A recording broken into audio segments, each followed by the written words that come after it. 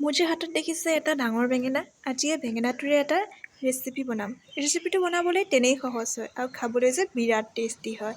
আহকচোন তেনেহ'লে আৰম্ভ কৰোঁ।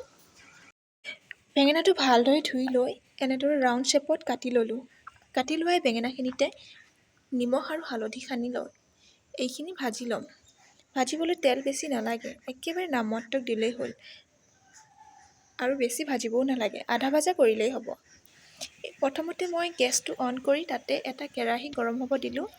ইয়াতে মই মিঠাতেলৰ ইঞ্জিনটো ব্যৱহাৰ কৰিছোঁ। আপোনালোকে পাৰিলে ধাৰা বা ফৰচুন ব্যৱহাৰ কৰিব, কাৰণ আজিকালি তেলৰ পৰাও বিভিন্ন ধৰণৰ বেমাৰ আজাৰ হোৱা দেখা যায়। বেঙেনাখিনি মই এনেদৰে চেল' ফ্ৰাই কৰি লৈছোঁ। তেল দেখিছেনে? তেল বুলিবলৈ নায়েই। মই অকণমান ঢাকোন দি সিজাই লৈছোঁ, মাত্ৰ আধা ভাজা কৰিছোঁ, বেছি ভাজিবও নালাগে। বেঙেনাখিনি নমাই লৈ পুনৰ কেৰাহীটোত অকণমান তেল দি কেইটামান গোটা জিৰা ফুটাই লৈছোঁ। তেলত এনেদৰে গোটা জিৰা দিলে তাৰ গোন্ধটো খুব ধুনীয়া হয়। আৰু এটা শুকান জলকীয়া, লগতে এইখিলা তেজপাতো দিছোঁ। পিঁয়াজ এটা টুকুৰা কৰি কাটি থৈছিলোঁ, সেই পিঁয়াজটো দিছোঁ। পিঁয়াজটো ব্ৰাউন হোৱালৈকে ভাজি ল'ম। তাৰপাছত মছলা এটা পেষ্ট বনাই থৈছিলোঁ। মছলাৰ পেষ্টটোত আছিলে আদা, নহৰু, শুকান জলকীয়া দুটা, গোটা জিৰা আৰু জালুক।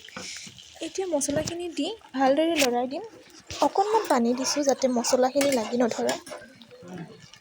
এতিয়া এই মছলাখিনিতে মই অলপমান কেঁচা মটৰ, লগতে এটা বিলাহী কাটি দিছোঁ।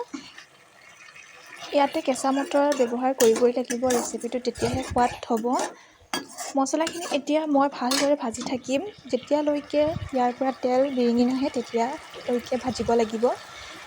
মছলাখিনি লৰাই ভাজি মাজে মাজে ঢাকোনখন লগাই দিব লাগে, তেতিয়া মছলাখিনি ধুনীয়াকৈ ভাজ খাই আহে।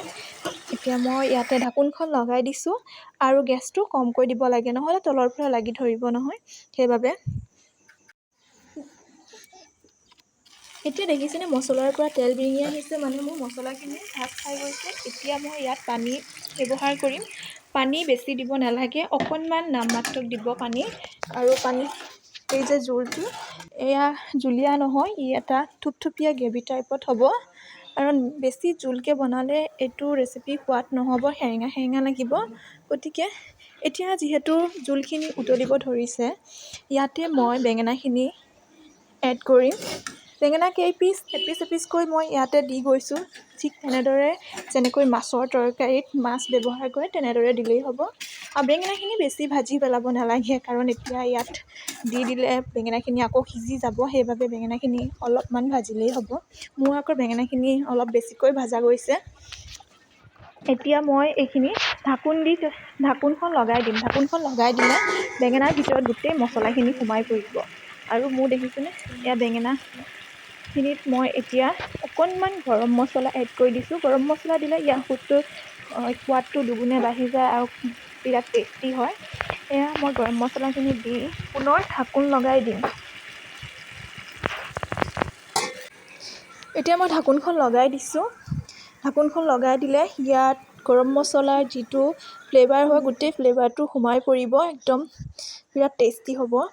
এয়া দেখিছেনে, মোৰ বেঙেন মটৰ ৰেডি হৈ গৈছে, মানে বেঙেনাৰ মটৰ ৰেডি হৈ গ'ল। এইখিনি যে গৰম গৰম ভাতৰ লগত নহ'লে ৰুটিৰ লগত খাব কিমান যে টেষ্টি লাগে। যিসকলে নাই খোৱা এবাৰ বনাই খাই চাবচোন।